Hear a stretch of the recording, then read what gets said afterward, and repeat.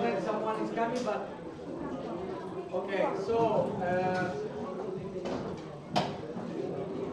yes.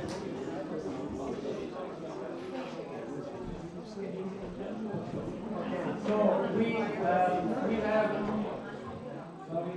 we have a change of program. We are just inverting the two sessions.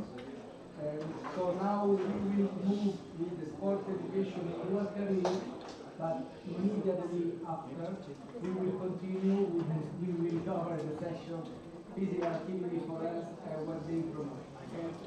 So now the chairperson of this session are Professor Antonio Cresciuti and Professor Laura Capranica, who is also the keynote of this presentation. So, let's start without losing more time. Welcome again. I have the pleasure to introduce to you full Professor Laura Caprani, Professor of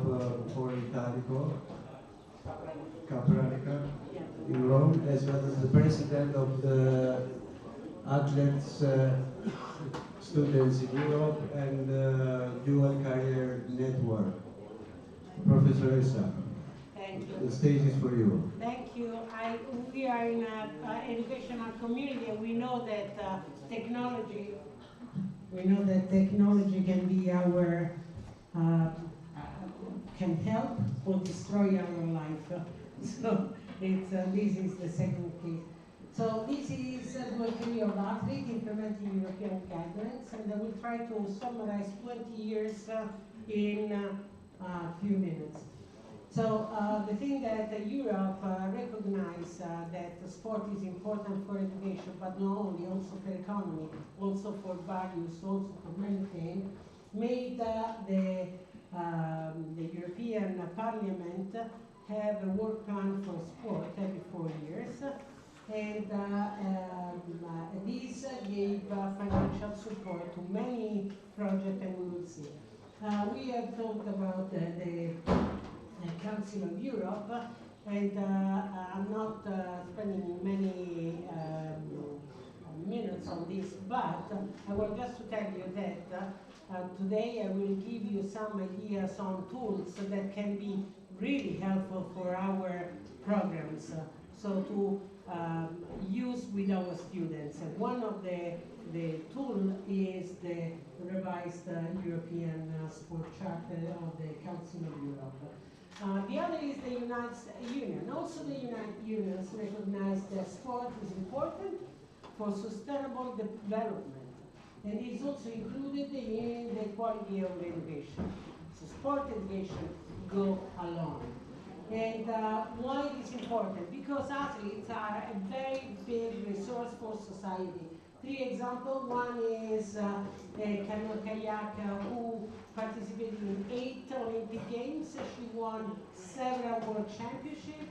She was second in the Olympic Games when she had already 2 children. And the other is, you know her, isn't it? Christian Lagarde. She has been in the French synchro swimming team. So, and the other one is the youngest Chinese Taipei competitor in the Olympics when she was 15, and she has been the Minister of Education, president of one of the most important sports university in the world, in the Shanghai ranking. So we have three ways of education, and one is formal, us. The other is non-formal, the sport federation and so on, delivering certificates through programs. And then it's informal, which is practice, and sport is practice. So why those people are at that on the stage there? And we can have thousands, we don't know, but we have thousands of former elite athletes leading the economy, leading the society, and because they had formal education and also lots of non-formal and informal education. So when we talk about university athletes, especially when we talk about the university athlete games, the former universities now is World Sport University Games, we think that they are the same. No, they are not the same. Because just to say about Europe, we have the one who benefit from legislation. So we have Spain, Portugal.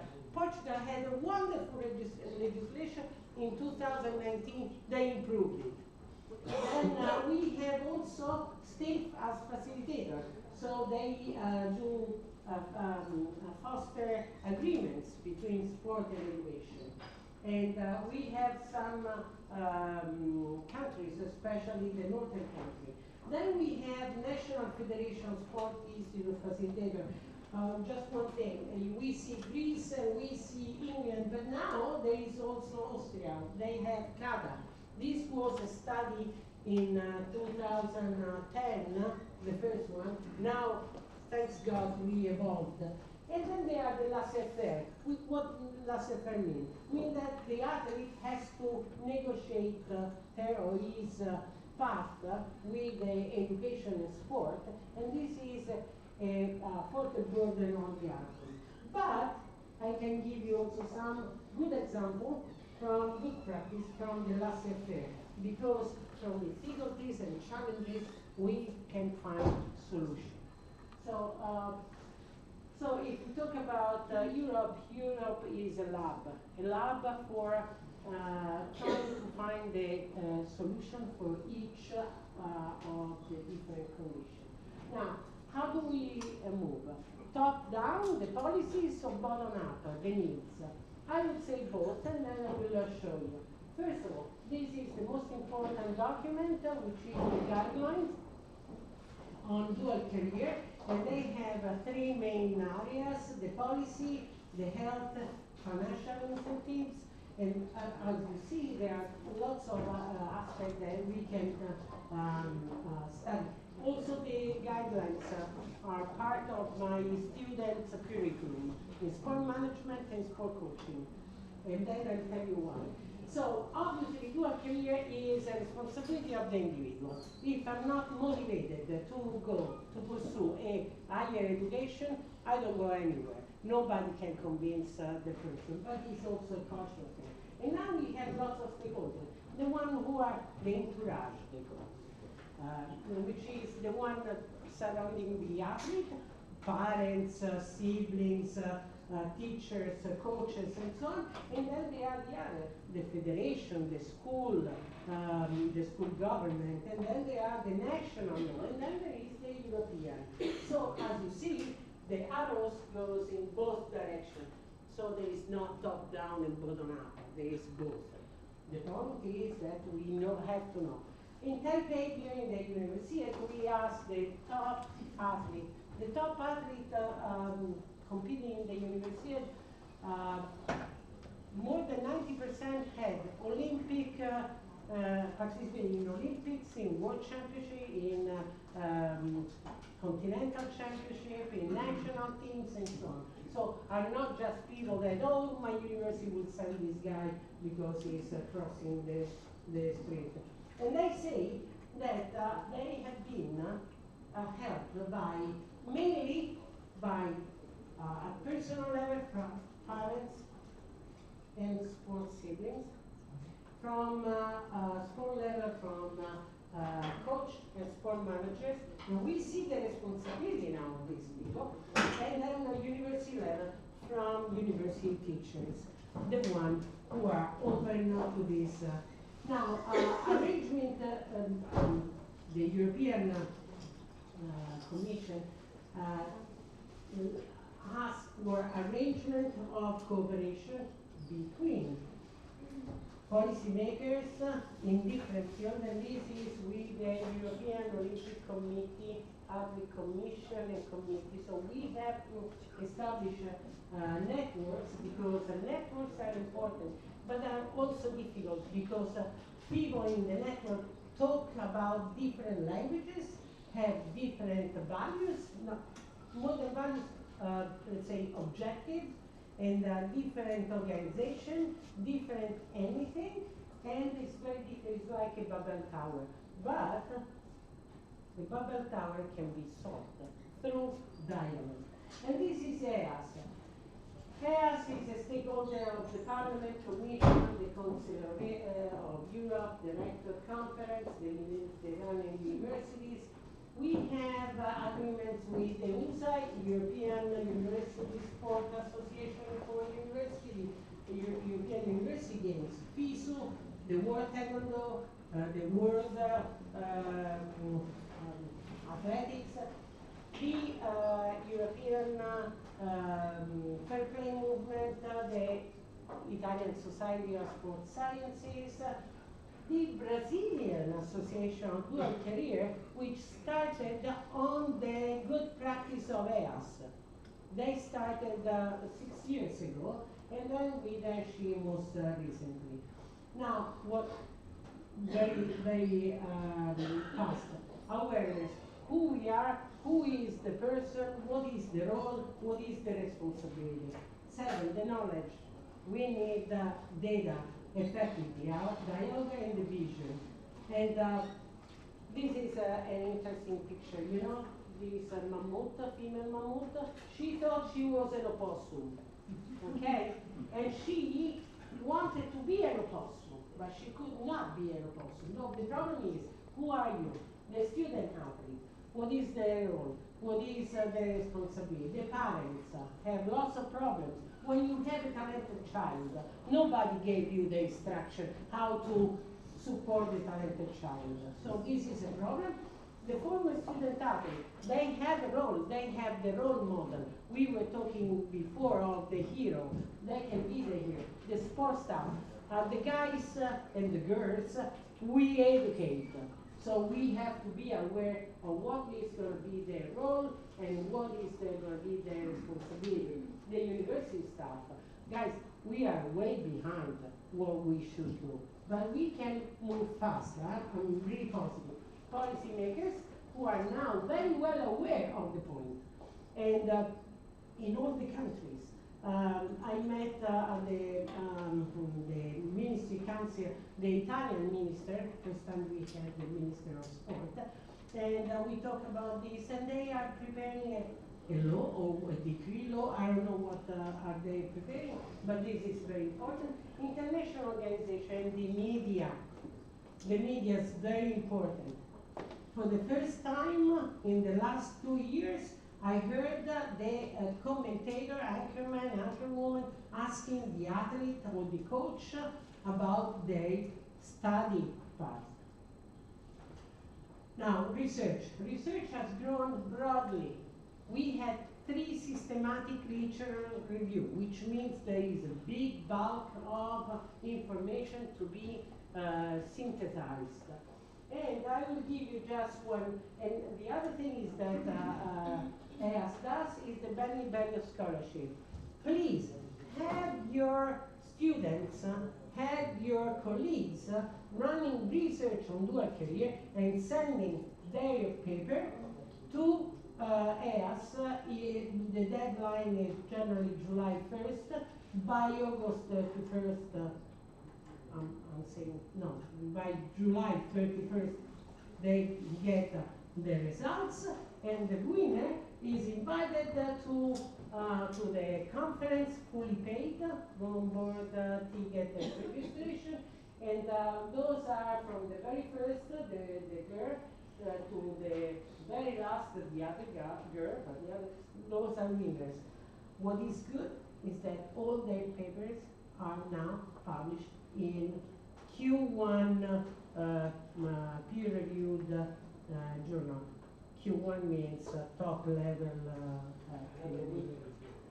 Another winner is here, yeah, because he did not attend, yeah, he's from Kosovo. And the point is that we have done lots of things thanks to the Erasmus project.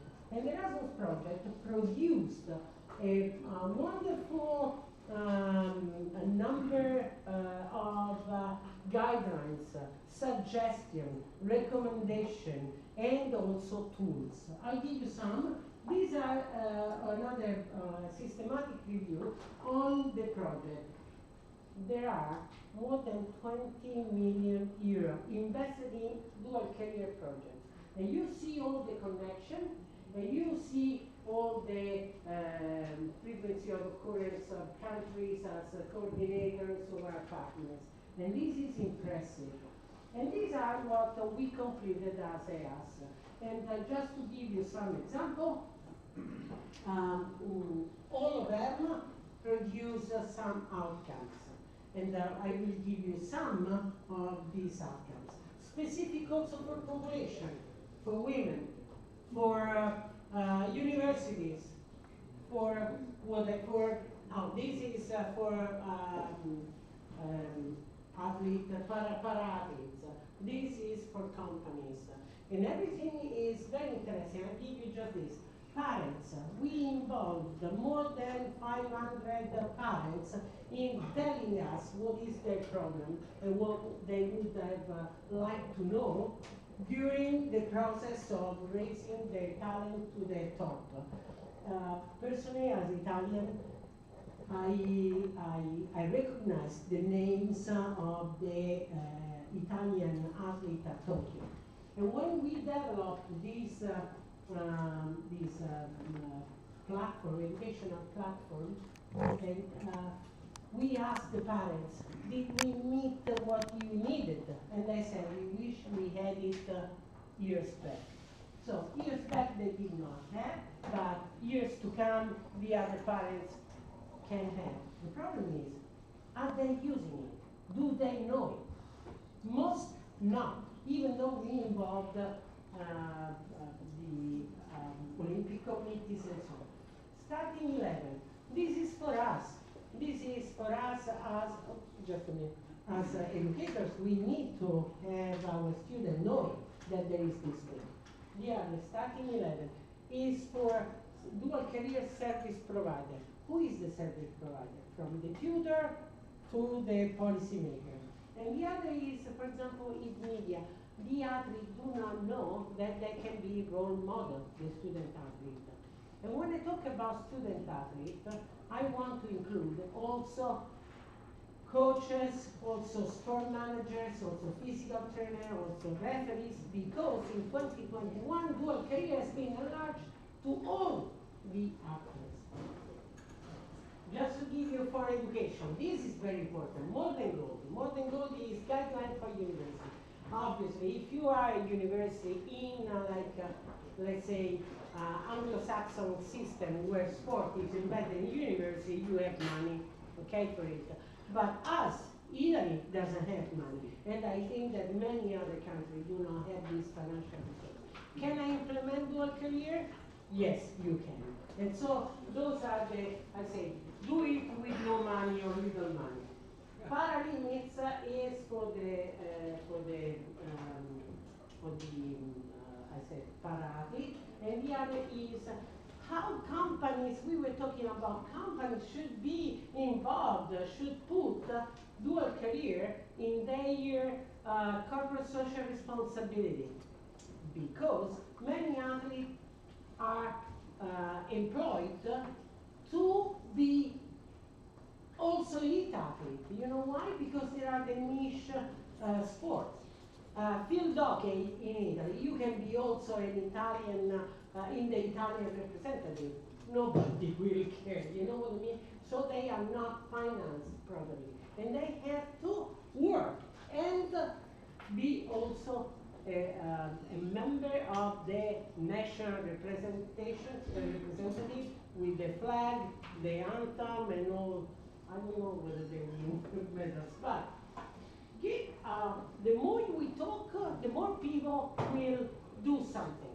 And this is very important. The Italian Paralympic Committee, from January 1st, 2024, decided to allot €1 million to the companies who ask to be reimbursed for salary and social security of their employers who go to training camp or big events. This is just the first attempt, but who Who knows this? You know how I knew this? From the Paralympic. The president said, we did this. I am the president of the European Network of Dual Career. Dual Career is not only study, it's also working. And then I said, but I did not know, because we don't talk enough. We don't communicate. And then I went to the website, I found the document, and then I put it also on paper. With a scientific paper, I'm not a journalist. So, those are the things that you can use. They are ongoing, okay? So, we have, the first two are for high school. Changing the idea to detect, support, and develop a talent. A talent is not the one who wins at the youth age. The talent is the one who can explore his or her talent and reach the best performance when the best performance is expected.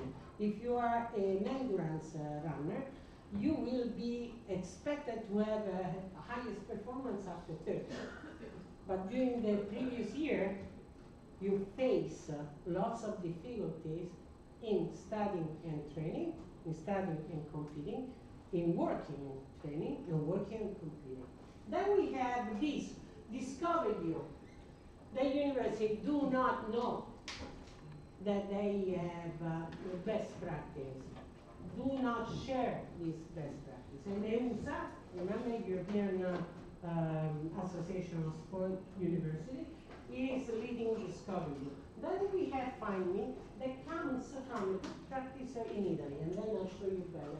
And the other two, Compass and DC Mentors, are wonderful projects developing online tools and very innovative tools which we can use as educators with our students.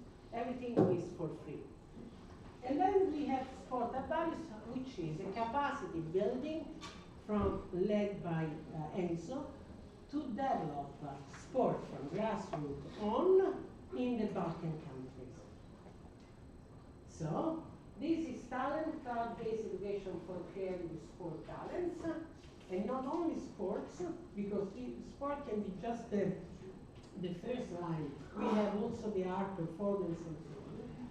Then we have the Smart Start, which is how to encourage the young athletes to develop the soft skills that help the elite athlete now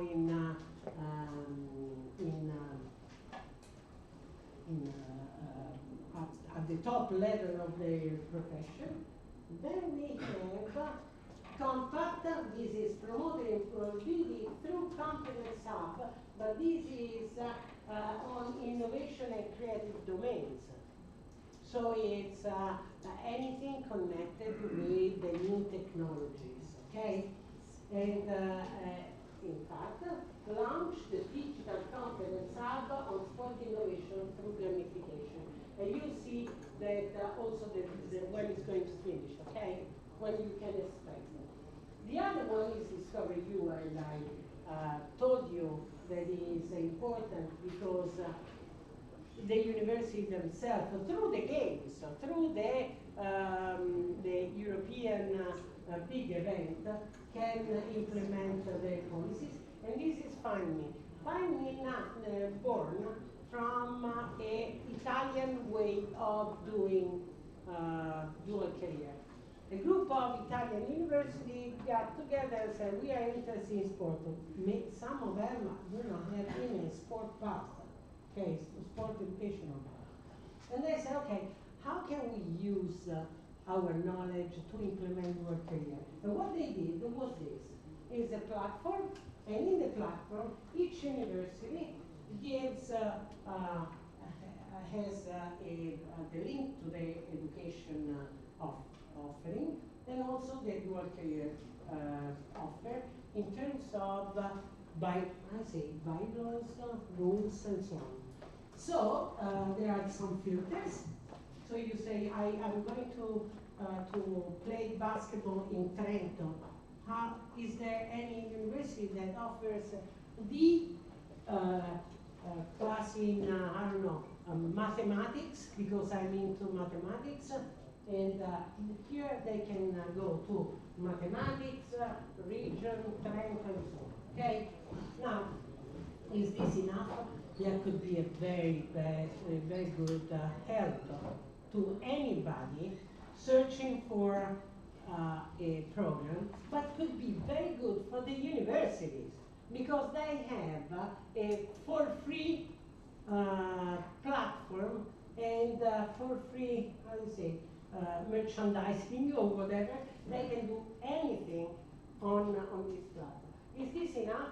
No, because what is on paper sometimes is not what is in reality. So what we are doing is, this is a very nice thing.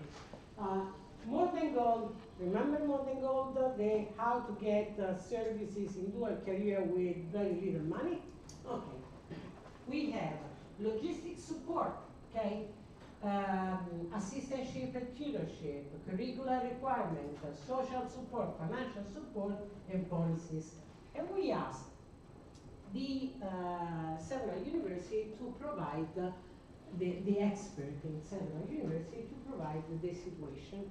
And they told us, this is just one in Italy, just to give you an example. Yes, we have it. And then after that, and what is the quality? 1 to 5. 5 is the best. Look, 5, 3, 4, sometimes it's 1, because you know the red flag. They don't have this, they didn't think about this. So, second step, do we trust the, or how can we substantiate what the experts said? So we asked to provide the rules. And then we checked the rules. And then we did this, okay. University of Calabria has this aspect in the rule, there is 5. In the rule is 5. Doesn't have in the rule, but is a practice, you know, and so on. And then we have the quality. Then we asked the student. I said, wait a minute, what is the quality in Europe? And then this is their output, which is much lower than what the expert declared. Why? Why? Because a glass can be half full, half empty. So it might be possible that the expert says, oh, so what we have the best. Well, you have such a situation that what we did was the best we could. Is enough? Maybe yes, maybe not.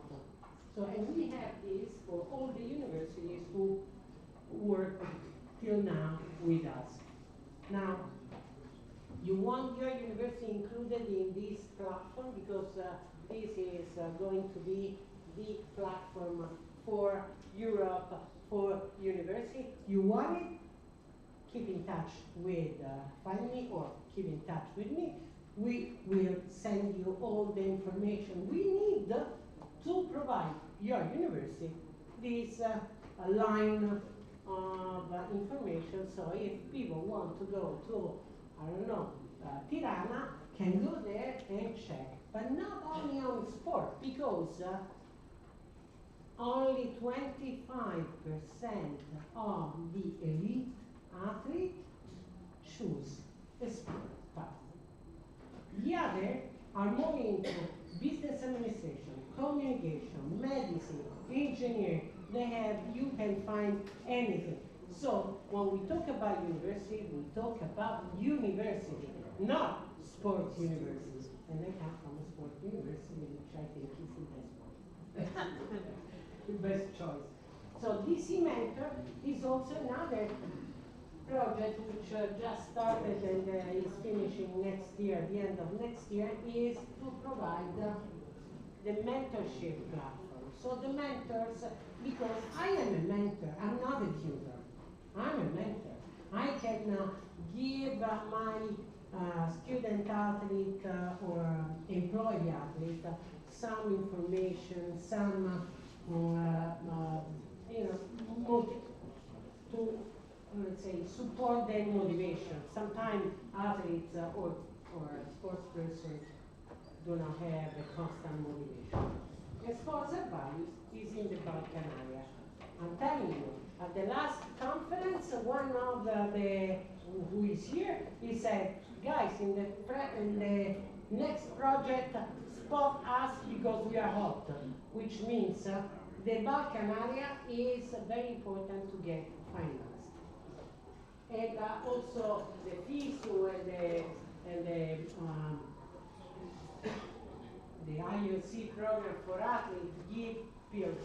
But what I want to tell you is that we have 3 or 4 meetings every year, online, 1 hour with 2 experts on a specific dual career topic.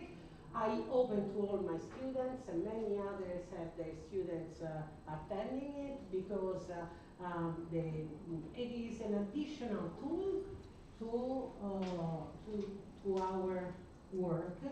And then we have another big event, big because it's just our members in Zagreb, Croatia, next year. And then I hope that you have your vision and that your vision can be part of EAS. EAS now is marketing. EAS is for institution, not for the individual. And it's €150 per year, so it's not a big investment, and can give you some more information. And the other thing, go to the scientific journals, because there is lots of dual career and lots of dual career produced by EAS members. So, thank you.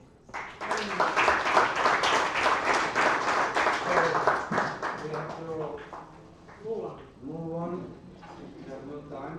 Masar Jaka, now it's going to be the next representative, but before, please, Professor Esa, you are here. Masar, sorry. And Masar Jaka is the next representative, as I said. He is going to represent to us the dual career in the Republic of Kosovo, current state and future perspective. Masar has collaborated with Katrina Feka, that's come from both of them from university, UBT College and Ministry of Culture, Youth and Sport of Kosovo.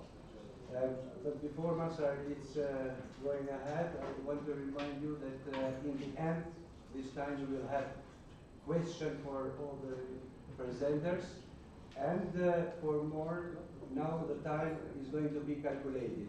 It will be sharp, 8 minutes please. Have no other choice. The time is running very quickly.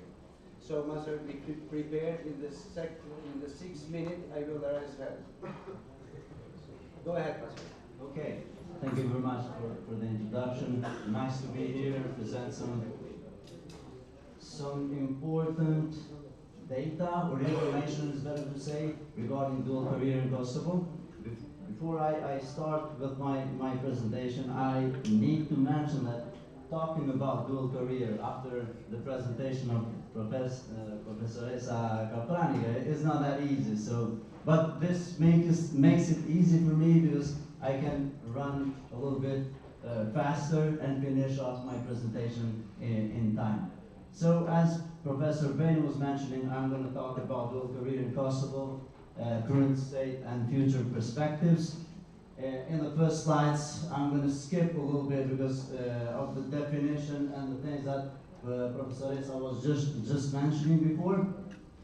But what's important to stop here and mention is why dual career, or why we should push a little bit harder about dual career in Kosovo is that athletes in Kosovo, with some exceptions, receive not that much money for their sport that they do. So it's important that they do also education, which helps them to have a career after they finish sports career. As it was mentioned before, with the publication of white paper on sports and also the EU guidelines on dual career athletes, a lot of scientific scholars were involved, and they were applying for funds to conduct research related to dual career in different aspects related to dual careers, such as cultural context, athletes' identity, competences, motivation of student athletes towards sport and education, also career development and transitions of athletes.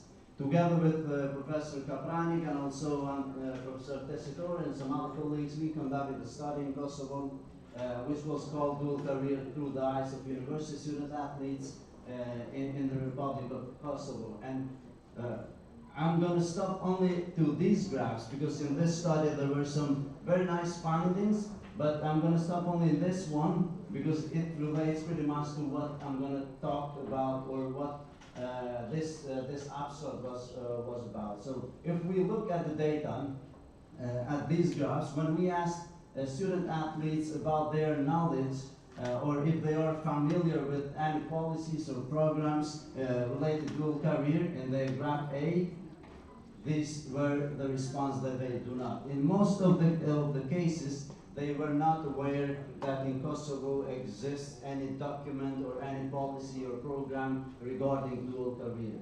And based on this, we came up with this idea to check a little bit about these programs, about these documents, if they exist. So the idea was to focus on higher education level, to see if the universities provide any kind of support for dual careers or any kind of special programs for them. And moreover, we were also interested to see if these policies are existing in another level, in the ministry level or in sport body level.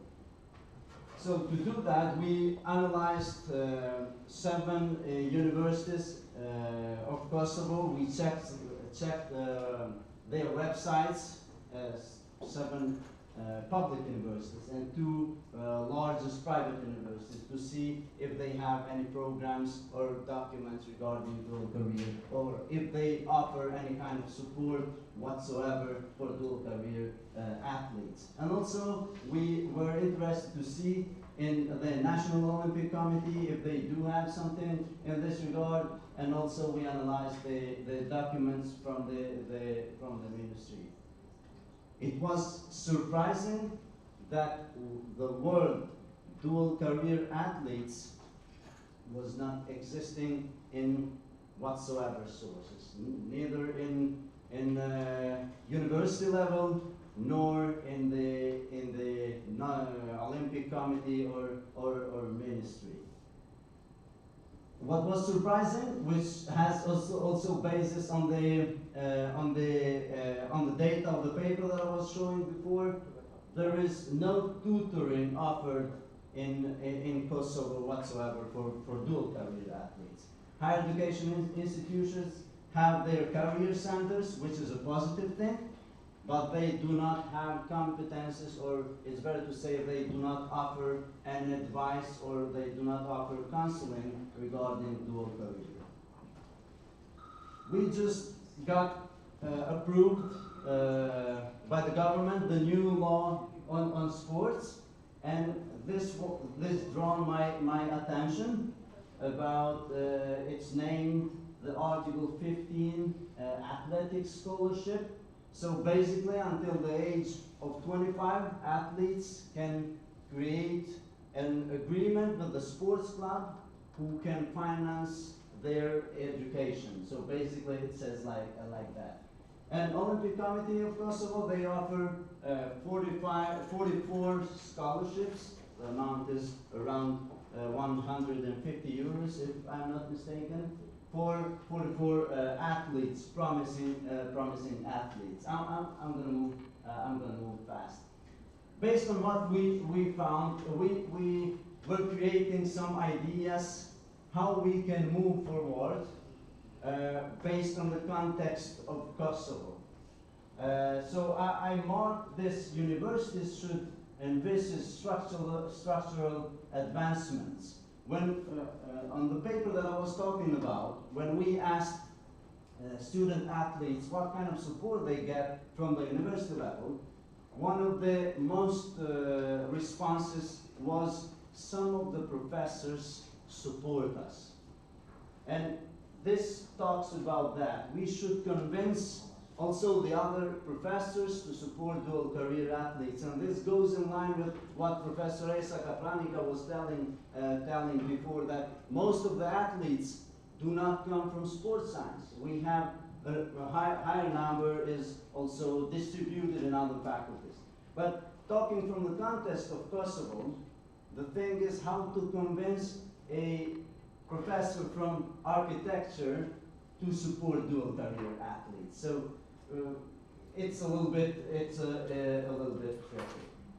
In conclusion, if we want to do something in this regard, we should work together.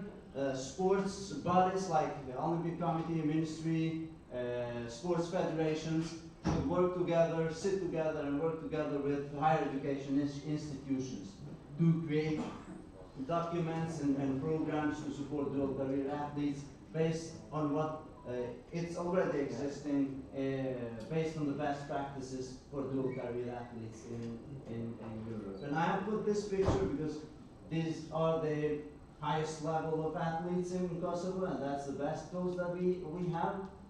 So, and I wrote this saying, they shine in sports, let's support them to shine in academia as well. Excellent. So, Thank you very much.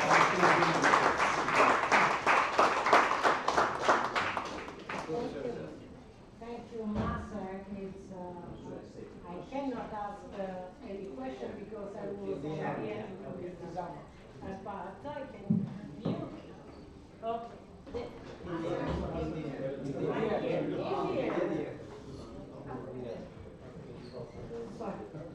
now we have ENSE Sama, Marita Matila, and there is from Southeastern Finland University of Applied Science, and the title of her presentation is Mental Growth and Competency Building within the GIE Project and Study Proposal. When you hear the sound, it's because 1 minute is left. And I'm coming from basketball. We have the... Go ahead. All right, good morning or good afternoon all. I'm Heli Kesana and I come from Finland, and I'm going to present you our paper with Marita Mattila, who is also here. And our paper is Mental Growth and Competency Building within the GAIN project, a study proposal. So we don't have any findings yet, but a study proposal. Okay, the contents of my presentation are, so first I'm going to briefly introduce you the GAIN project, its main objectives and what is the role of mentorship in that project, and then the purpose of the study, research questions, a few words about the mental growth and competency building, and then methodology, and finally the schedule. The GAIN project, its target area is a sports sector in Albania and Kosovo, and we have 5 partners in 4 countries, and the main objectives are to promote awareness and activities of gender equality among all genders. The second one is to create knowledge and to build capacities on gender equality in sports societies, and thirdly, to build up a network of mentors for promoting gender equality in sports. So this is the context for our study. What is mentorship? What we mean by it? There are various definitions regarding mentorship, and we have chosen one here.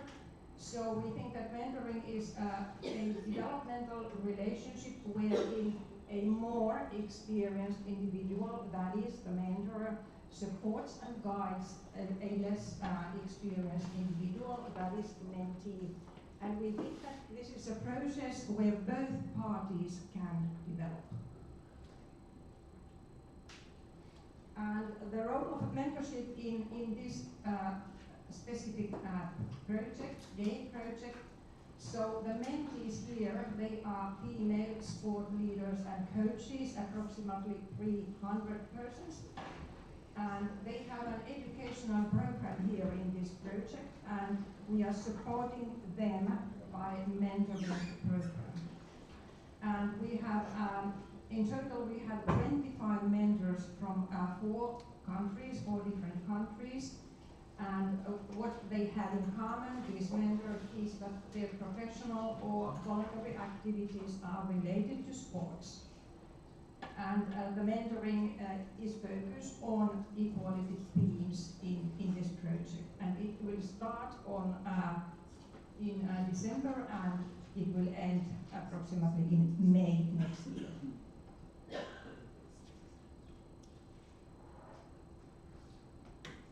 The purpose of this study is to provide insights how the mentoring process has contributed to the mentors' competencies and skill development, and also personal growth. So we are taking the mentor's perspective here, not the mentees. The mentor's perspective is in our focus, and we want to have deeper understanding of the personal development of them. And in this figure, you can see that the context is sports sector in Albania and Kosovo, and this game project and the mentorship process, and we are interested especially in the mentor's perspective and mentor's views.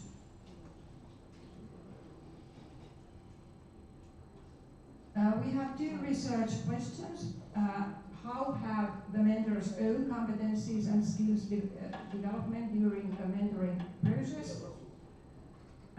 And second one, what are the most significant benefits of mentoring for the mentors? So these guide our study.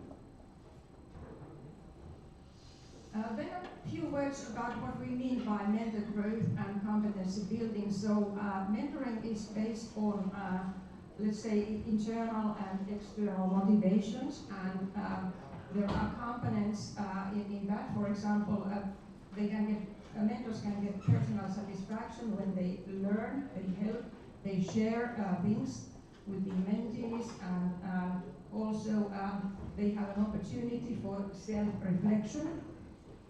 They can learn or improve their leadership skills and interpersonal skills, and also they could have new networking opportunities and also professional recognition.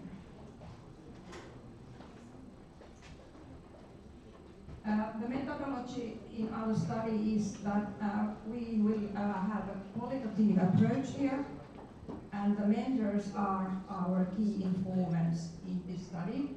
And we will gather empirical data by personal written reflections of mentors. So we will give them instructions and topics and themes, and we will have these kind of reflections from them. And then we will choose a few mentors for semi-structured online interviews also. And we will use qualitative content analysis as a method. And we have also an opportunity to use secondary data here, for example, reports and materials from the educational workshops. And then the schedule, we will start next year with a literature review, and then we will collect data during March to May, and the final research results will be ready in October.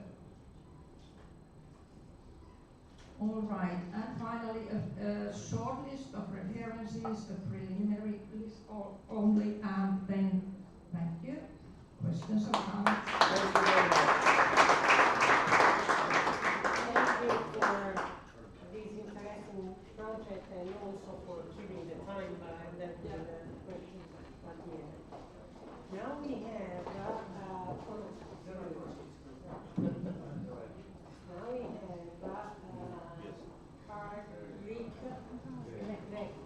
Hello, good afternoon.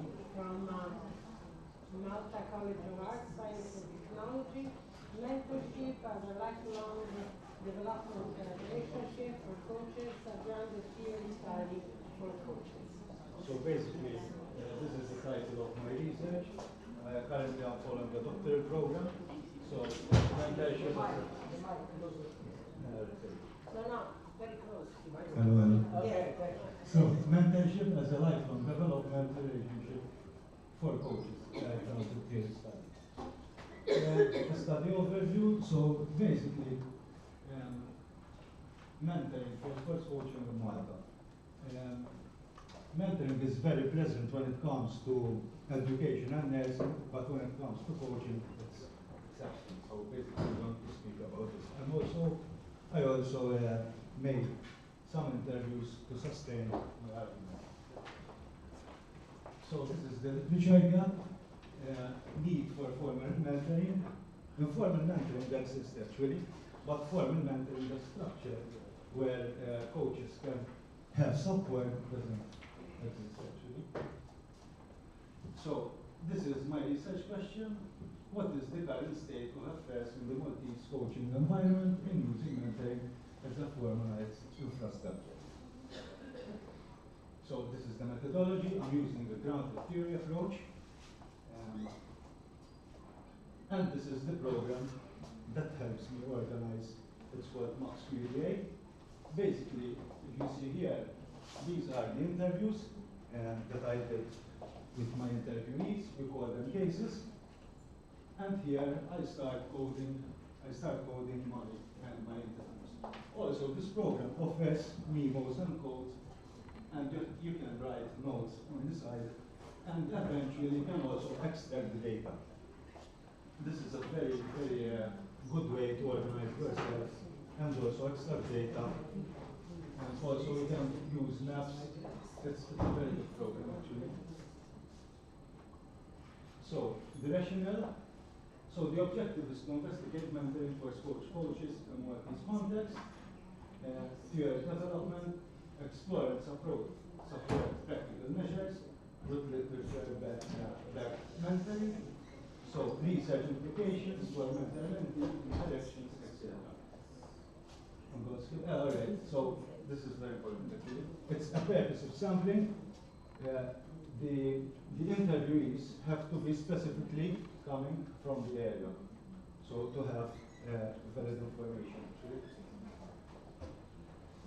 It is open coding. It is the first phase of this research. So these are the initial findings. So I came up with 4 main categories, and these are the subcategories. So the main categories are mental framework, and Maltese context, the legal framework regarding mentoring and guidance support as informal mentoring doesn't exist yet. The second category is mentoring competence. Who is competent to become a mentor? Who is eligible? What criteria do you need to become a mentor? Mentoring process, different stages of mentoring. You can be already a coach, and you would also need a mentor to support you throughout your career. And the other category, which is the fourth one, mentoring context and environment. Mentoring in different countries, professions, like you said before, mentoring the existing education and nursing. So some struggles, what kind of responsibilities, etc.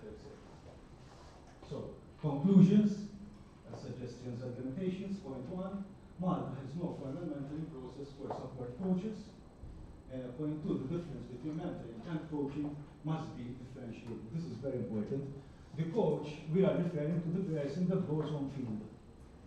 The mentor is that holistic approach that helps the coach on the field that has problems with the committee, with the players, with the parents, from any part of society or whatever. Point 3, formalize knowledge surrounding the mentoring process as a particular clear guide for potential mentors. Point 4, the mentor process needs to be flexible and tailor-made for our country. That's it. Thank you. I think we are very good at timing. There is time for questions. And there is time for questions. So if you have any question, any Any curiosity? Okay. I have a question for Carl. The mentoring, this process, the mentor, how will be, I don't know, organized? We follow one club. There will be mentors from the club or mentors for the federation. How will be organized? The participants that participate in the interviews come from different clubs, from different sports, and also from different countries. Reason being was that since formalized mentoring doesn't exist in Malta, I was suggested by my tutors to look overseas. So I investigated other countries that have mentoring, and they were suggesting their strategies. So obviously I'm at the initial stage of this research, so. No, but it's interesting. So at the end, maybe you want to convince the Maltese clubs to have one mentor, official mentor in each club. That would be ideal.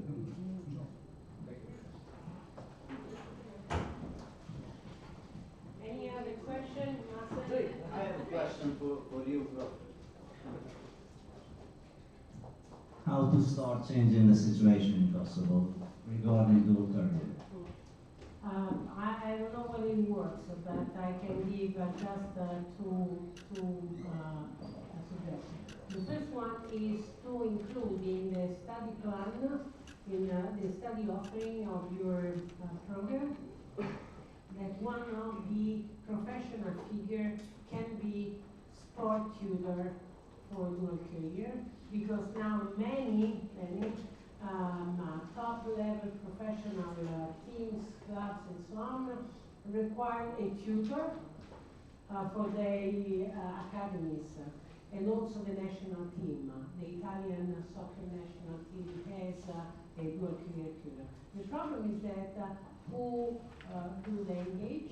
This is a big problem. So we have to have a professional certification, and we are university, we can have. This is the first. The second one is an experiment we are starting at our university, because the sport manager students in my class were very much thrilled by several aspects, including the aspect of the revised sport charter, the Markovin Convention, and so on. And they start organizing themselves with me and another colleague and some administrative staff to have two major aspects. The first one is to develop a dual career in the university through mentorship, tutorship, but in tutorship and so on. The second one was to involve the teachers, parents in high school, and have events in our university. One is going to be next month, and in the environment, so to go to schools. So there are these, and this could be also some like but I don't know what it was. Yeah. I have a question for Laura. From your work with the different projects, have you found if any Olympic committees or sports federations are actually based in universities? Where I'm based for the last 18 years in England. We have the British Universities and College Sports Union, and they do have awards for universities, like University of Loughborough, University of Bath. And University of Bath has at least 7 Olympic sports based there. And I got the shock of my life when I found out that the membership for a student to be part of that sports club of the university, because of their sophisticated equipment and to maintain it, was over £250 for a student. And if you look online, it's close to 700 for other members at the moment. So it comes at a price, but maybe it's better than just parents paying the money. I don't know what your view is. Thank you. Okay, we are talking about England. England is the where the water sport has developed and has developed within the education. And England has also the tax agency, which is heavily financed, heavily compared to, to our, let's say, possibilities. I remember that a few years ago was £6 million a year to develop to support dual career center, and so on. In each country is different, and whatever works in England or United States doesn't work in other countries. So, and most of the countries claim that we have no money. So the problem is how to go to build the net of people engaged in this and to do something. So I know that this is a problem, and but we cannot move to the system. Okay. So the problem is, I know the income. The University of Murcia is the most successful university in gaining medals, okay, after Stanford. So there is Stanford and University of Murcia, which are private, which are highly financed and so on. But this is not the case of my university, but in many projects we have the Olympic Committee, the academies. For example, in the Empatia, there was CONI, the Italian Olympic Committee, and there was also Sport Island. I remember that one day the academics collect all the data and started the program, and we had some, was a pilot, the England, the Irish team said, you know what, you give this educational thing, and the parents will close the platform, because this is not their language. You have to talk to them. So we work with them because we learn. They learn, and hopefully we can act with very little money, because at this point money is toward army, it's not toward education. So, thank you very much. That is Only the one most request for you. no more time. Yes, it's a matter of time. Coffee We can time. discuss. Thank you. Lunchtime. So, we invite the presenters All the to presenters. photos and to give the certificates. Marcel, come here, please. Marita. Now we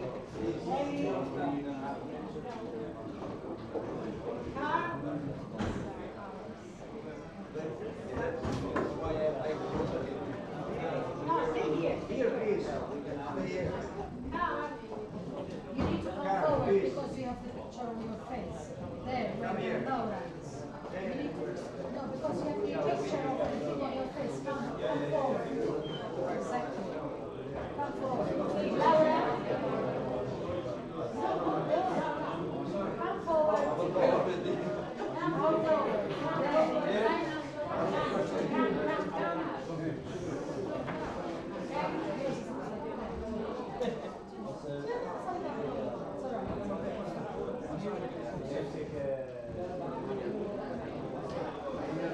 Okay.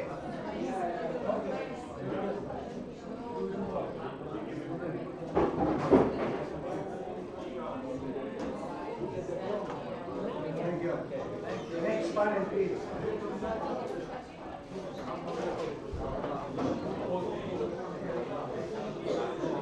Okay. So, Why, how you hear me? Why we move to the next session, I want to give you one couple of information. First of all, today, at the end of the last session of the afternoon, we will organize a picture all together with the participants. Okay, a photo, so you will receive information. Now, first of all, I want to thank also the technician Rick that is here, and really sorry, because really they are working under pressure, but helping a lot. So you saw that we have moved a little bit the program. So now we will continue with the physical activity for health and well-being promotion. And then we will go to the light lunch that will be here. So we will anticipate 10 minutes the lunch, and after the lunch we will continue with the last of the morning, and at the end at 5 we will finish in everything. Don't worry. Thank you. Okay. Good afternoon. We're coming to the morning session again.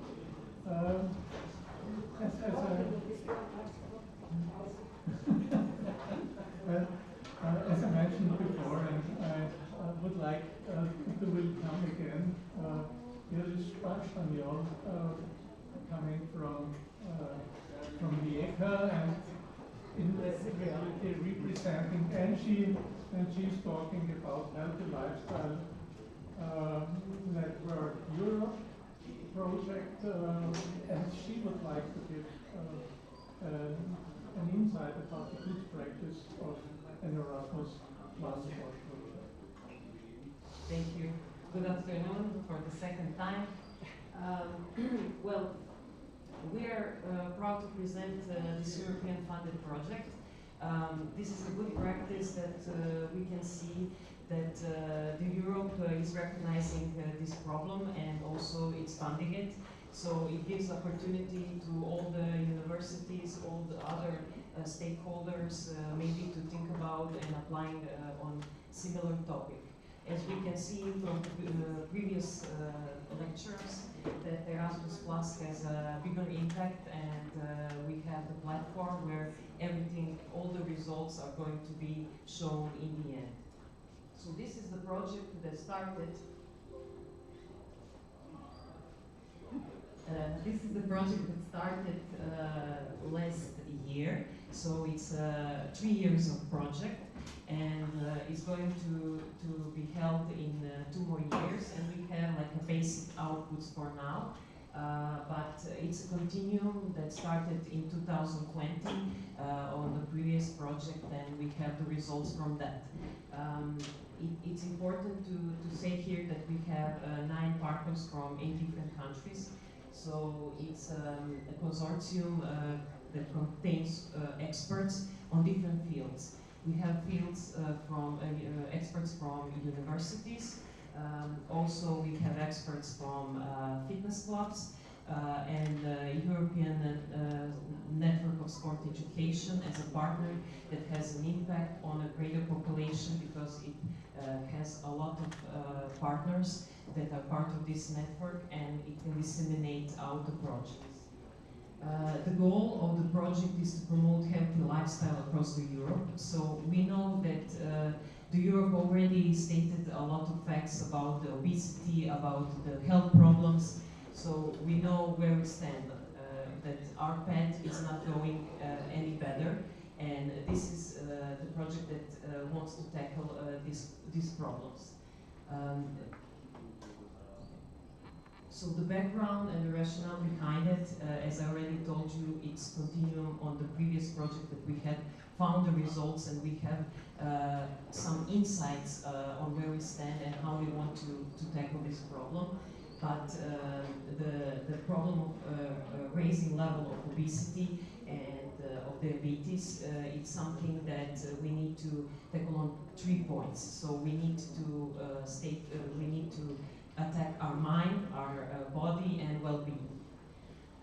The 53% of the EU population is overweight, so over 60 million people in Europe have diabetes. And this is something that needs to concern all of us, and this project is not only for the sport professionals, it's going to have an impact on a greater population. And the logic behind this is if you have the knowledge and if you have the resources, you can spread your and preach these things that we're going to show you. So the aim is to improve the lifestyle habits of the European citizens, and we're going to train the professionals. But the professionals in this context can be everyone, because these topics are also public and going to be free for everybody to use it. So we have here the specific objectives, but basically 50,000 people are going to take this course. So this is something that's going to have the impact on the wider population. But the pilotings are going to happen in our countries, in 9 different partner countries. So we're going to educate the healthy lifestyle coaches, 18 total, which is a really ambitious plan when we see it like this. But stating that ENSE has a great network, I think we're going to easily come to this part. So the primary beneficiaries are sport and fitness trainers. So this is like they are basic of the pyramid, and we're saying that we need to start to educate them, and then we're going to come to the population that that we can go in the cities, and we can go among us and find secondary beneficiaries, and also go and educate them. The impact, as I already told you, it's going to be individuals through this program that is basically that is online already active, so you can in the end find where are all the resources. I'm going to pass the floor to my colleague because she was in the project that was funded before this, and she has some insight from that project. Great, thank you for short time because you will finish. So yes, this project was continuing a new health project. We really created a nice start for that European project. But here was very important thing done because it was created standard, educational standard for healthy lifestyle promoter, that everyone in Europe would understand what education necessary for such qualification promoter. So that was really impact. And now the best part of you is here, and you can scan this QR code because this is absolutely free and absolutely free information about project, about healthy lifestyle. But here we can register professional consumer. Here we can register partner companies which support this idea. And also very important thing is lifestyle scan. And my lovely part, and I'm sure that yours also, could be if you will watch Healthy Lifestyle mini video series. And you will see later on the slide, if you can. So about lifestyle scan, I don't know, everyone you should do, and I said should. It's not like you can do, you must do to start from ourselves, because here you just click and you follow some answers, some questions, because they are validated from questionnaires supported by World Health Organization recommendations. And then, yes, and then we can see obvious picture of your mind and others' lifestyle. You will see on the red or on the green colors. Red, it means that it's really problem. It's really problem. You need to change this point of your lifestyle. And here you will have video what is suggested for you to look at. And this video are 2, 3, 4 minutes, and very, very interactive, very, very interesting. You can use them for education as well. So in a minute you can find all scan of your lifestyle, and you can do this after 1 week, after 10 days, after a month, and to see how this picture is getting better or not better. Yeah. And channel, maybe you would like Iris to say, because here on the channel there's a lot of nice videos what you can have on your app, but still I think it's more than to see, because on the YouTube channel when you choose language you even can choose subtitles, and subtitles in different European languages, which is very good because you see, you hear, and you can read even titles. Maybe you want to share. So we're just to summarize everything. The important part is to take the lifestyle scan so you can see where you're standing now. Then you will educate yourself from these videos. And after reading and implementing this on yourself, then you can start to do the lifestyle scan again, and you can see how you did improve. And after that, you can even invite your colleagues, you can teach them what you have been learning, and you can interact and change your mindset and your lifestyle in a second with these tools that will provide you like all the information you need. So it's not just for us that are in education or in sport, but it's for everybody. So please, in the end, you will see again our code. You can scan it. The project is still ongoing, so we will have much more results, and we will see how the educators did this, and we will have a greater picture of the people who take the lifestyle scan when we are standing on. Thank you so much.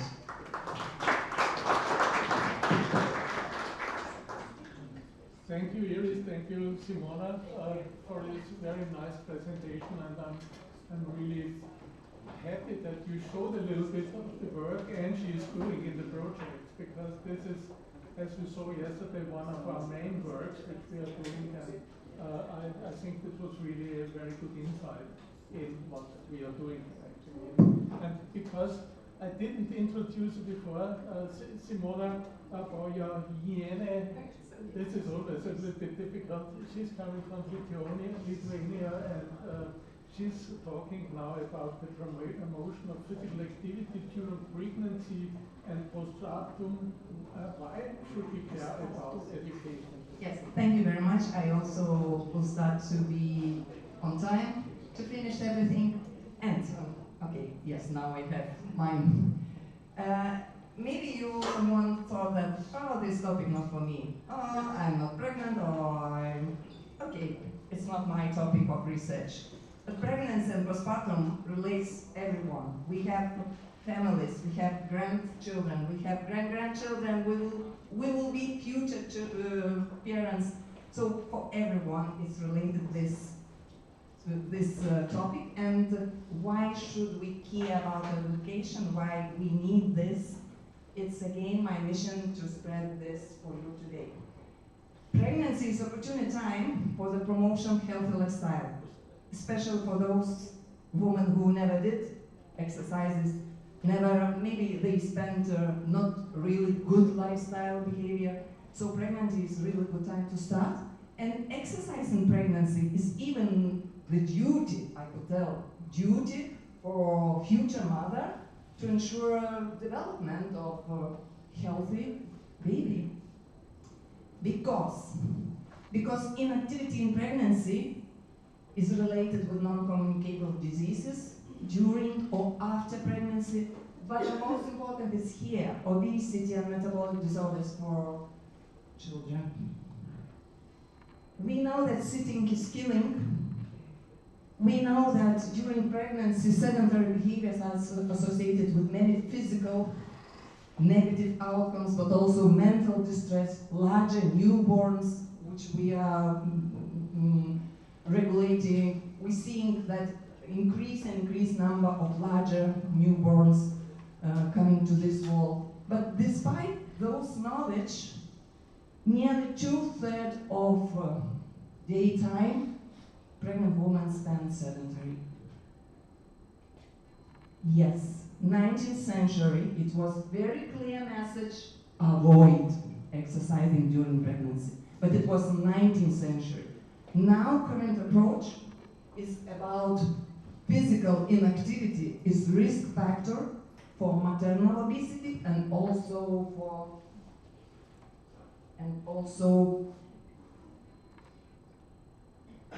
what's happening again? Technology and micros ENSE FORUM somehow affect. Yes. Oh my God. Yes. Yes.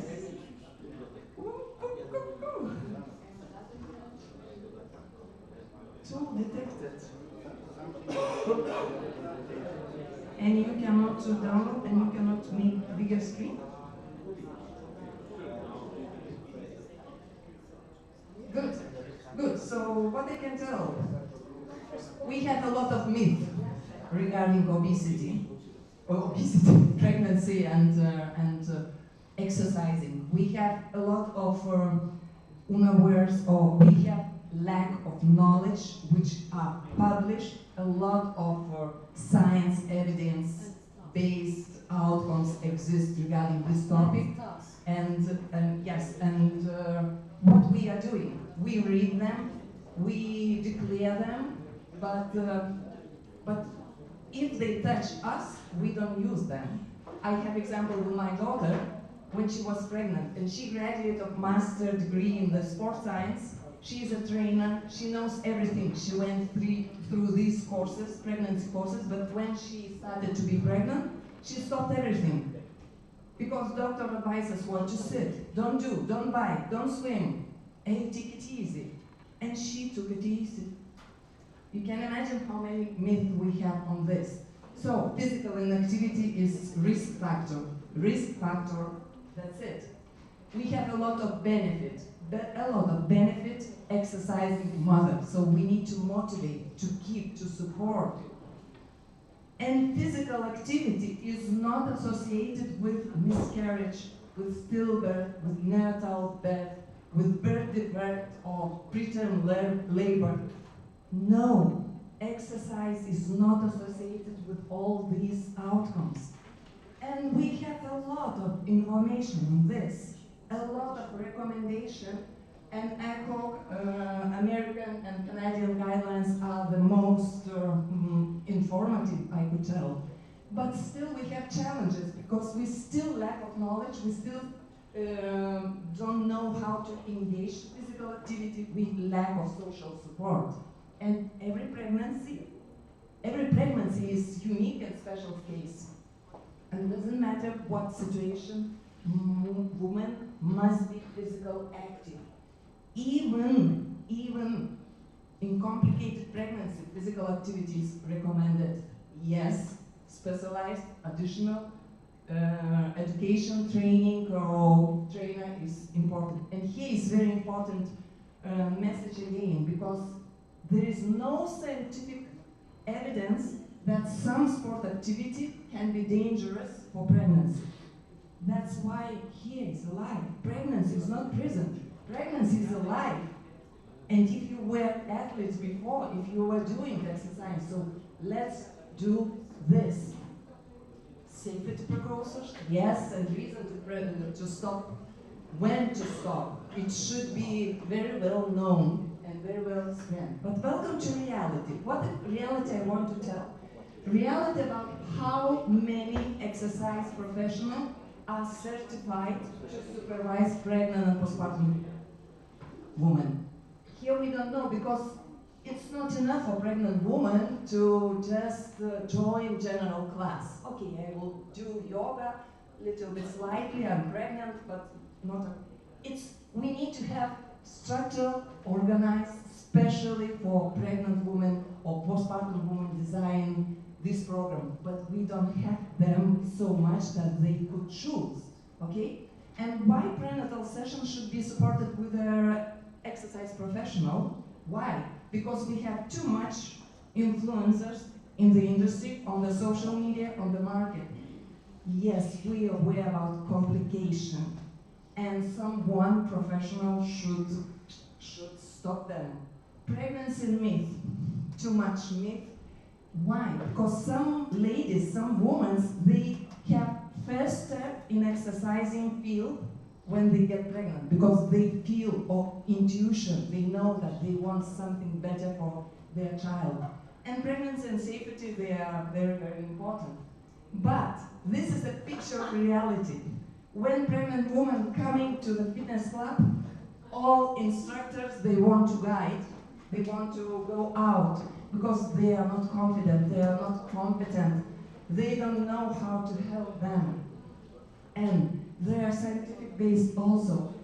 We lack of qualification and dedication in this field, lack of newest science-based knowledge because 10 years ago was one some outcomes results now are different.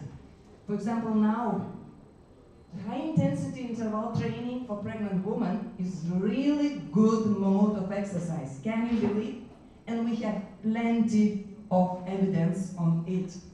But in our mindset, it's not possible. No, only yoga and breathing is okay for pregnant women. No, the science tells much more. And these beautiful ladies were technical expert leaders who created standards for exercise in pregnancy and postpartum.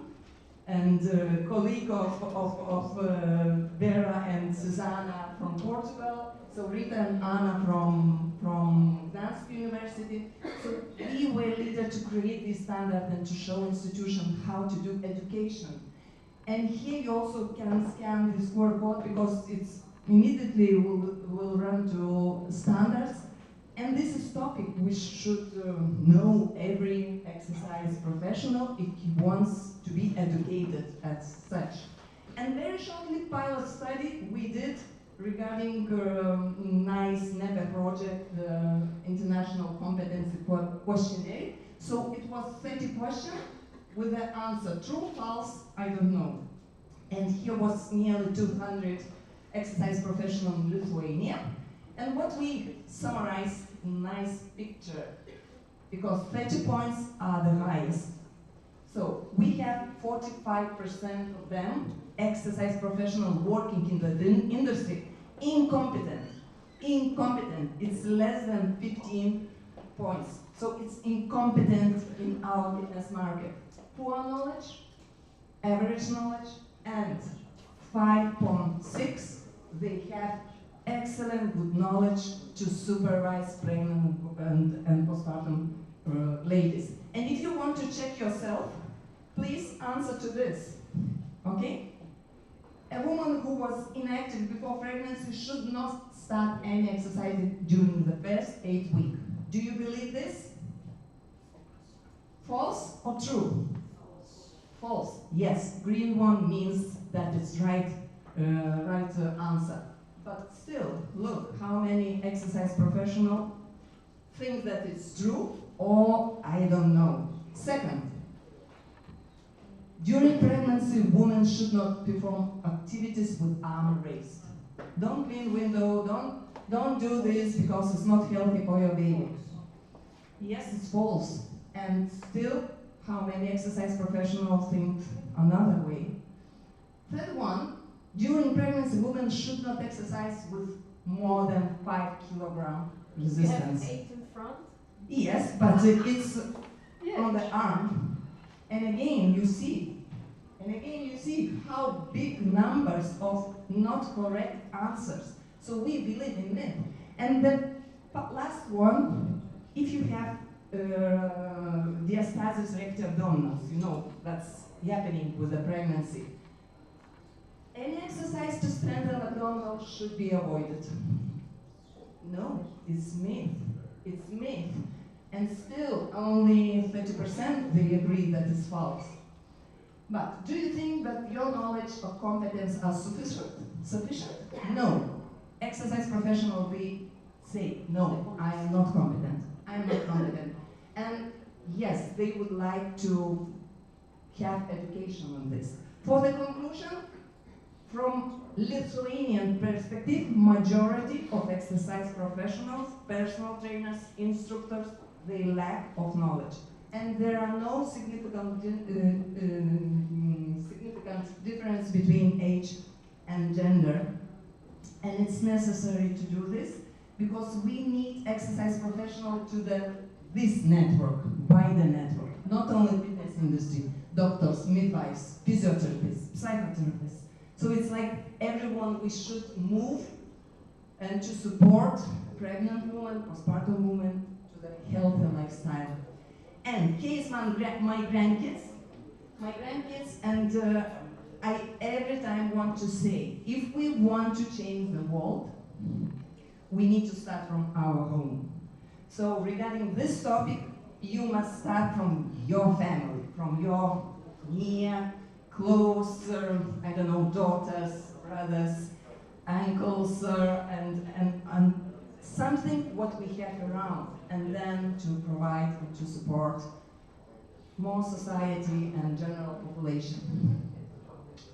Thank you. Thank you, Simona. A very good example also how a network should work and where we could have an input. Next speaker will be Giuseppe Di Lascio, coming from Pegaso University. And he will speak about strength development and physical exercise and impact on daily life and psychophysical well-being.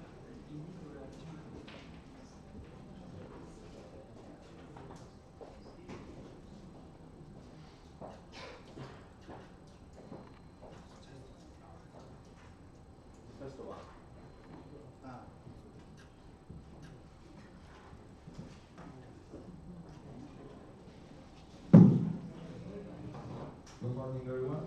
It's a pleasure for me to be here today. The theme of my study is strength development in physical exercise and the impact on daily life and psychophysical well-being. We know that regular physical exercise can have numerous benefits, like slowing down the aging process and promoting the psychophysical well-being. The World Health Organization provides some guidelines on physical activity in terms of caloric expenditure for different age groups, and then to ensure the lifelong learning and in line with the lifelong learning concept, it's necessary to break down the physiological decay and preserve the functionality of physical and cognitive structure. For that, strength development is very important, not only for increased mass and give strength to the structure, but also for the benefits on neuromediator production and on the creation of the new connection with the various motor units. For this, is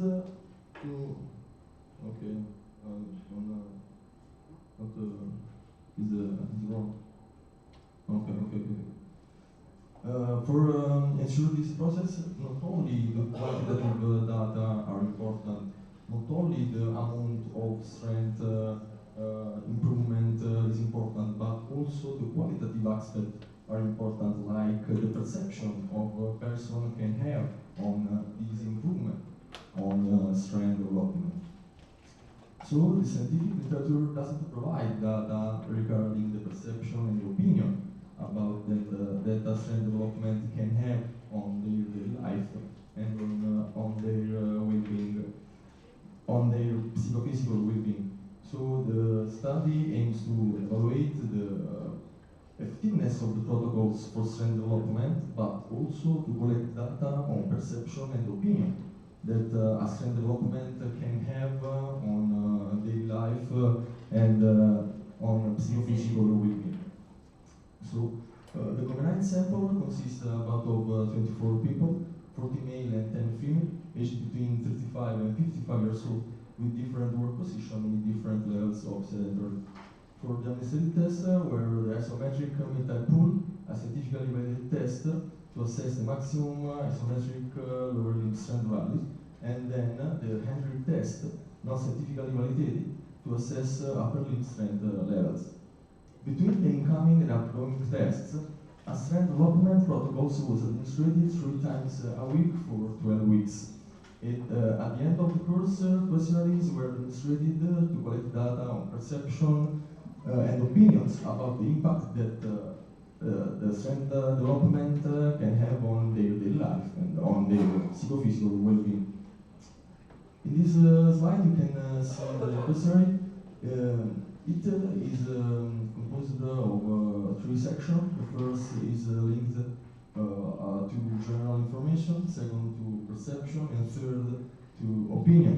And for each items, the participant can choose one answer. For the results, we can see for every test, we show a 8.5% improvement to into the big force of the right limb and 9.8% increase in the left limb with values of P very close to 0. For the mean force, shows an improvement of 7.3% on the right and a growth of 8.9% on the left with values of P very close to 0. For the isometric meta-2 test, strength level related to this test shown an increase of 10.7% for big force and 10.3% for mean force, with significance values of P also in this case. And yet, for the questionnaires, it's shown that 70% perceive themselves to be more motivated to reduce sedentary levels within their day, and more than 80% believe that they have benefits in their daily life due to exercise protocols. In conclusion, from the overall results of the study, we can see a significant correlation between the strength development and perception and opinion about benefits that the strength development can have on their daily life. It would be interesting in the future to expand this study to other countries with the same innovative quantitative model applied to physical exercise, and in the occasion of today European Network Sport Education to the territories of the Balkan and Mediterranean region, including those outside the European Union. Thank you.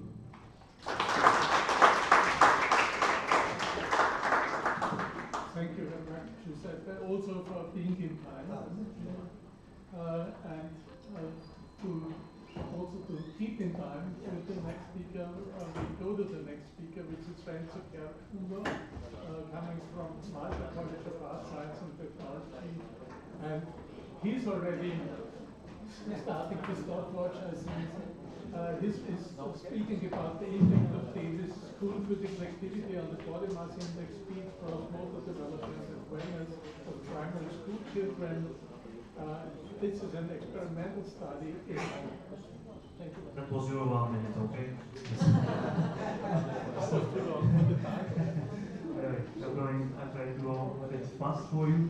So, going in the background from a practical point of view, we all are aware of the benefits of physical activity, and we all have a lot of concerns about insufficient physical activity globally, and that it is very special in Malta as well as a concern. When you look at data abroad, internationally, Malta normally rates very high in children obesity. Malta rates very high in youth and adults obesity.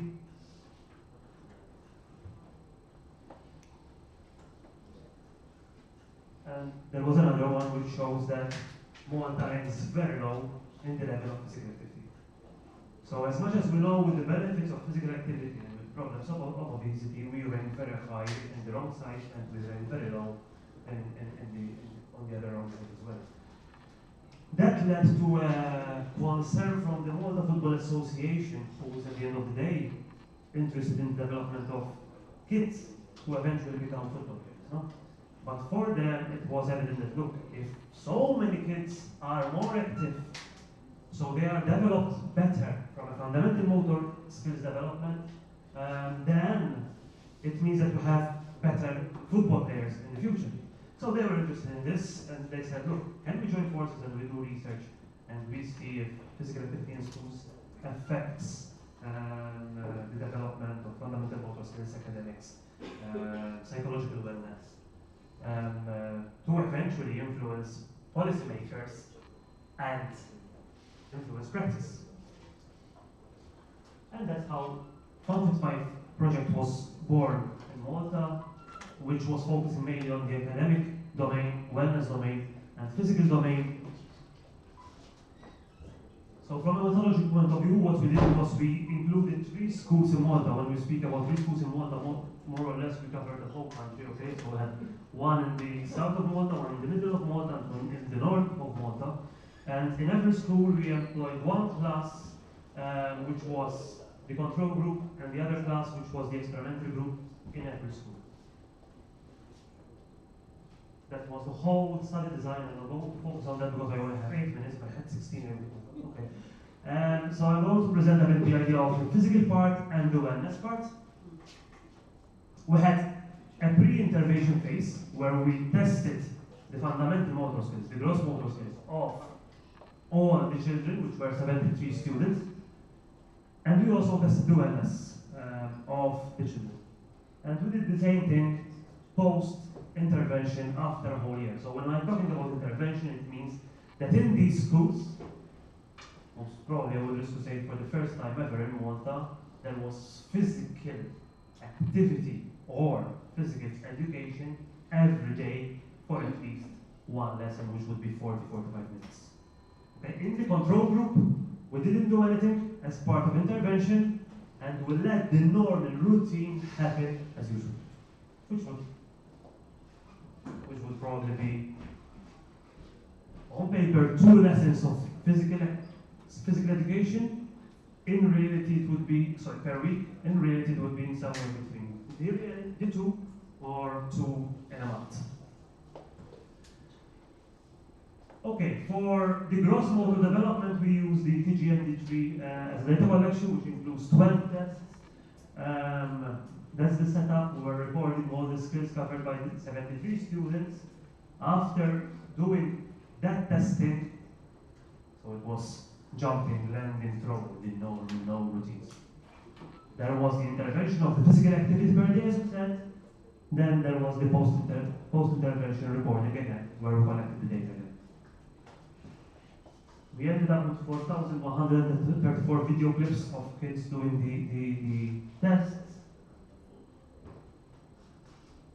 We had blind reviewers. We didn't want to review the videos ourselves because we were in a way involved in collecting the data, being there, seeing the kids, so we got to know who the kids are, and he's the naughty one and he's the lovely one, so you end up being a bit biased, so we involved a group of blind reviewers who didn't know the kids. We didn't say anything about them. They gave them the clips they had to review after we gave them training, myself and Matthew, okay? And then we did the analysis. From the wellness point of view, we use the multidimensional students' life satisfaction scale, and we did the same routine. Before the intervention, we did the scale in class. We went there, we explained everything, we collected the data with the kids, we explained every question if they needed support, and then we did the intervention, physical activity every day in school, and then we collected that again to see if there was change. So the idea was always, see what we have, do the intervention, check if there was difference. And of course, we could compare with the control group who was not doing the intervention. We had a reality where the BMI increased, but in a way that could be coming from the fact that they are growing up as well. Speed increased because time decreased, so in a way it could feel like, oh, great, they improved. When we started going into the locomotion, which would be run, gallop, hop, skip, jump, and slide, we can see the control group improving a bit, the treatment group improving a bit more. You can see the edge being a bit higher. So there was slight improvement. In ball skills, they decreased performance. I'm not talking about significance so far, okay? In reality, significance was never there. So data is showing us that no matter what, okay, there is a little bit of improvement here, there is no improvement here, but there is no statistical significance showing that the intervention of daily physical activity in school really affected the development of locomotion and ball skills. Similarly, mental wellness. From the design of the questionnaire was divided into 5, so there was wellness within the family environment, wellness within the school environment, wellness around friends, how much I hang with my friends, they like me, and wellness about the living environment, and wellness about the self. And the results were the same. No statistical significance showing that there was improvement in the intervention group when compared to the control group. There were other findings which were slightly positive. I'm not going into them because he's going to call me. But there is a report about them which can be read. But I think this result, okay. When we presented this to who funded this project, it was like first they wanted to kill us, no? No, we're paying tax, no, we cannot say this, no, we cannot go with these results, what's happening here? And to be very fair, we were like a bit, oh, what's happening here? Because we have always been saying that physical activity improves everything, no, wow, beautiful. But then it led us to think a bit deeper and discuss and explore the findings. And I think for me, the first important factor of this study is it's challenging the generalized assumptions. I think we need to step a bit back and be so positive. Hey, sports is the savior of the world, you know, with sports we're solving every problem. I think we need to step a bit back. Sometimes it's true, sometimes it's great, sometimes it doesn't work. Sometimes it's not the solution, or at least the solution is not as we are thinking it is. And I think that challenge leads us to start thinking, okay, so how can we use it to really get the benefits we've been talking about? Because others did find the benefits. No, there is other research which is saying that there are benefits. So what was wrong here? Why we didn't find it? I'm not going in all those, but we think that we need to integrate physical activity organically. It needs to be part of the whole society more than just, okay. In a conference in Malta, I said, let us not think that PE or physical activity in schools is a pill. You have headache, I give you the pill, it's okay, no? Or somehow we're getting this feeling of, okay, now we do physical activity in school and we forget the obesity, everyone will become beautiful and great. And we do physical activity in school and everyone will have the right level of physical activity. I don't really think it's, that's pill that I give you and you're okay. It's not one of those. So it probably needs to be, there needs to be work in our society, in Malta, where we need to have our society becoming more active, starting from pregnancy, going on till adulthood and childhood, Define clear direction. I'm going to skip this because I'm going to mention it later. I think from a political point of view, we need to challenge our politicians a lot. They measure the success with how many pitches they built, they measure the success with how many tracks they gave us, they measure the success with how many, but they never really measure the real success. They never tell us that our population is becoming healthier with this amount. Normally they run away from that kind of data. I think that we need to rethink PE and physical activity for children, not only, but from a social point of view, all our society needs to be aware of that. It needs to be contextualized. We cannot think that if it's a solution for the UK or for Albania or for Italy, it's a solution for us. I think we need to explore what works for us. The quality. I didn't speak in detail about the quality of the intervention. I think that we need to reflect what we mean when we give physical education in schools, when we do physical activity in schools. Some PE teachers are great, some PE teachers are medium, some PE teachers are horrible. Some physical activity leaders are great, some physical activity leaders are medium, some physical activity leaders are horrible. And with the horrible ones, for sure, we're not going to achieve anything. I think quality is going to make a whole difference. Quantity, how much? Is this 40 minutes per day enough? Are the famous 30 minutes per day of World Health Organization of 10 years ago enough? With the kind of lifestyle we're living today, which is already much different from 10 years ago. Well-trained teachers, and I think well-measured KPIs. We really need to measure the benefits on a yearly basis. There are many limitations, of course, and that's me and my colleagues with this work. Thank you. 8.75 minutes statistical significance. Thank you very much, Lorenzo. We will have some questions after this, having lunch. And finally, last but not least, is the simulation. Please. not presenting together, but she did the work together with Susanna Franco. She's talking about active mathematics, learning mathematics through physical activity. So maybe I should also do something like this to get better in mathematics. Thank you, Arnold. I promise I will be fast. 7 minutes and I'll do it. Okay, good morning to all of you. It's a pleasure to be here with and can share with you all what we have done. This is a project. We start with a pilot study. It's active mathematics, and it's learning mathematics through physical activity. So, as you all know, I will skip this, but the World Health Organization, WHO, recommend guidelines for physical activity and sanitary behavior, and recommend guidelines for youth. So they consider we have a problem here. So the Global Stats Report on Physical Activity for 2022 says that 1 in 4 adults and more than 80% of adolescents do not meet the WHO's recommendation guidelines. And there is another data very important.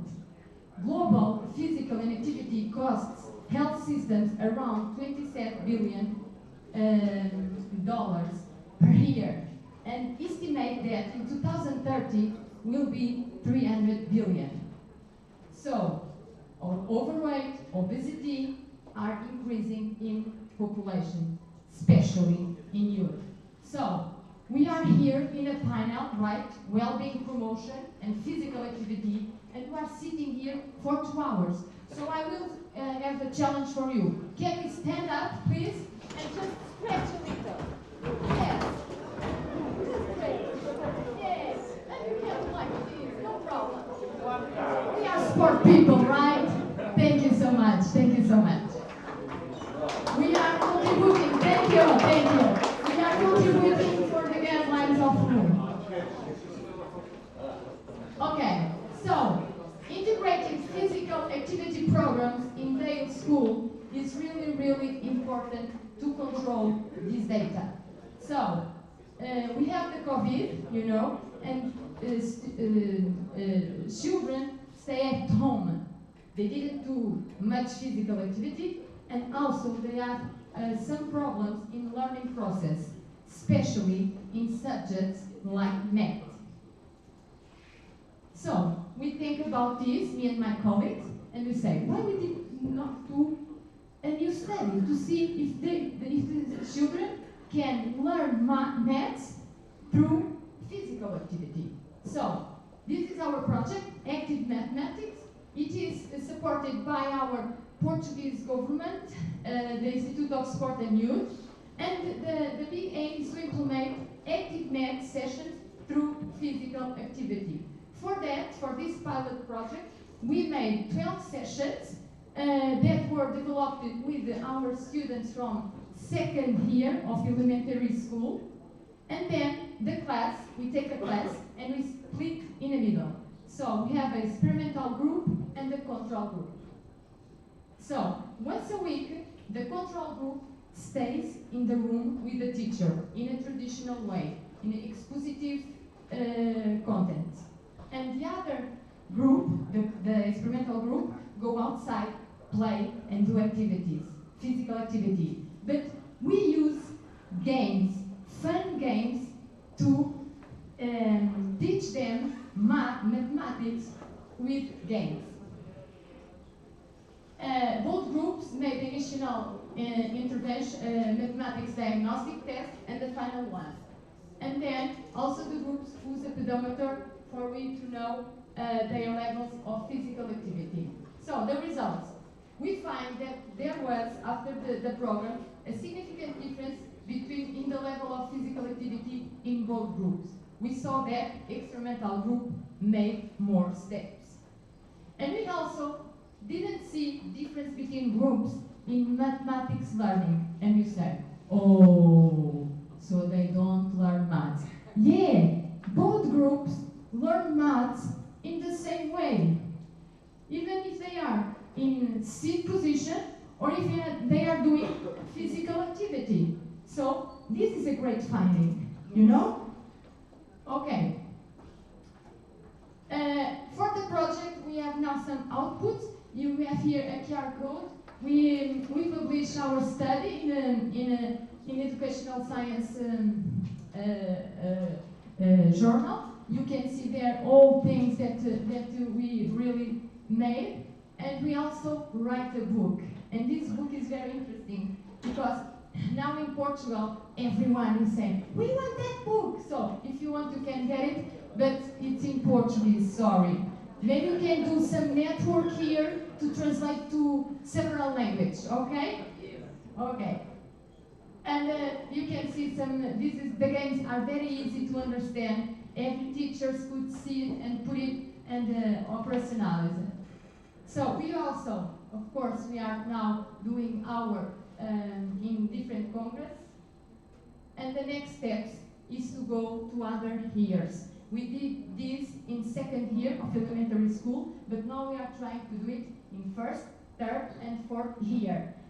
We are also trying to have some connections with the Ministry of Education and Sport in Portugal to show him this project and the findings, and to show them that could be different way of learn using physical activity, and we can combine these two things, learn and physical activity. So maybe we can start changing the programs and the planning students to put their physical activity, because sometimes what we hear is, oh, they don't have time to do physical activity, they don't have time to do it. So we can combine, they do and they learn at the same time.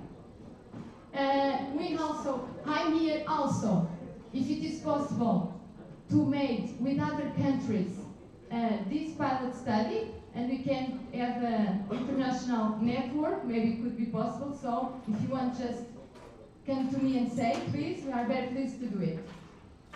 And it's all, I told you.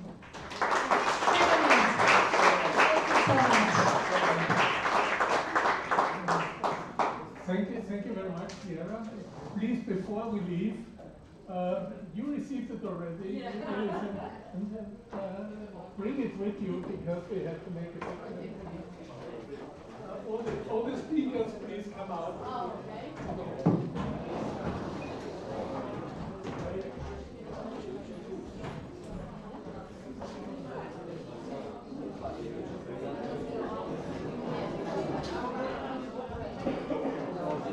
Yeah,